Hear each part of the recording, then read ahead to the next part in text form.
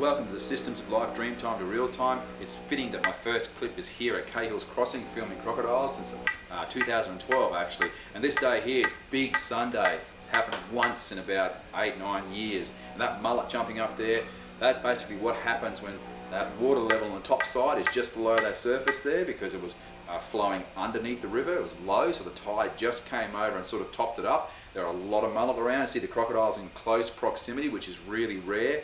They feed next to each other here and get on relatively well for crocodiles. The old egret, that's doing well to stay alive. But they seem to leave them alone, okay? They're pretty switched on egrets. And this is cool stuff. So Cahill's Crossing has crocodiles all over it here, 4 of them just there. And you can get spectacular photos. There's a viewing platform just away from this. And this is like fairly rare though, as in having 4 crocodiles on there at once. So it was Big Sunday, and I have a stack of clips. I've only put this one up so far, and I might have 10,000 clips over the years of crocodiles, so I'm well behind uploading them. So bear with me. So that one's just crossing over, and that happens at the high tide period usually. And there's good viewing sort of from about June onwards towards the end of the year. But check with the park's website, okay, parks in Kakadu. And one of these crocodiles here, winging I call it, its back left leg might have been chewed on by another crocodile back in the day. And that's Big Beefy out in the middle. He's a big dominant male on the southern side. So that's, I think it's Wingy there going for a mullet. That's what they're feeding on. Just grabs it before that crocodile, a bigger one. And crocodiles try and eat fairly quickly here, so the other crocodiles don't grab the food off them. Or they may take their food upstream. So it's really interesting from a behavioural standpoint, how they sort of feed, you know, feed, breed and digest, okay, all the fight or flight. All right, here we go. This one's going to try and steal it off him, off Wingy. So this often happens. A bigger crocodile often try and take a meal off a smaller one if you don't eat it quick enough.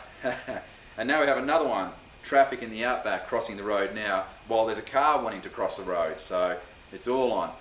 And that's the beauty of Cahill's Crossing, because we have close proximity to tourists, cars and crocodiles. So there's always something going on there. I think I've taken around 100,000 photos in this whole region here. So I'll start uploading more of them as well. And you can follow me on Systems of Life, Dreamtime to Realtime on YouTube, Lyndon's Systems of Life on Instagram, okay, and Systems of Life on Facebook. So that's Beefy, named after the English cricketer Ian Botham. Big fan of Botham, big fan of cricket as well. I had a couple of years at the Cricket Academy as an assistant strength and conditioner there, doing an internship. So he's a dominant male on the downstream side of Cahill's Crossing. The dominant male on the upstream side, I call it Silverback. He's another big crocodile. Beefy's in prime condition. Have a look at him. Look at him breathing there, expanding his mid-rib cage region there, up and down. Good teeth on him. He looks fairly healthy, so I wouldn't be surprised if Big Beefy launches a challenge in the future. But he won't go any further than that. That's his boundary on the road. That's about as far as I've seen him over. And Silverback's not worried there. He's just leaving him alone. But if Beefy moved a few more meters across the road, well then that might be trouble. And Bumble, the legendary cricket commentator, would say that Beefy hasn't missed many lunches. He sure hasn't. So yeah, Beefy's got a choice whether he heads upstream now to Silverback's territory or turns around. So he doesn't like being out of the water. It's not easy for these big guys to move. So Wingy got away with his mullet, so he'll have a feed now. And you can see how they're not too aggressive there. And this was at the end of the year when it's fairly hot. So they can get quite agitated there before the breeding season.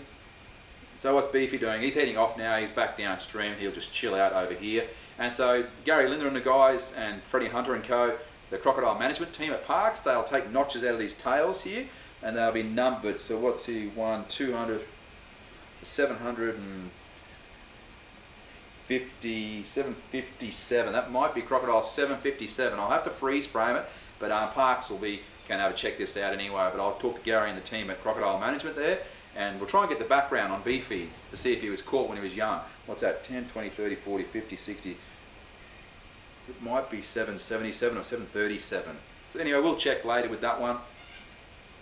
But look, Kakadu is a beautiful place, World Heritage listed for its cultural and natural world values, and it's going under a bit of a transition, changing from a mining town to a tourism and health hub. So we really would like to see you out there as a tourist. Okay, support the local community and hit share and like if you like my clips, please.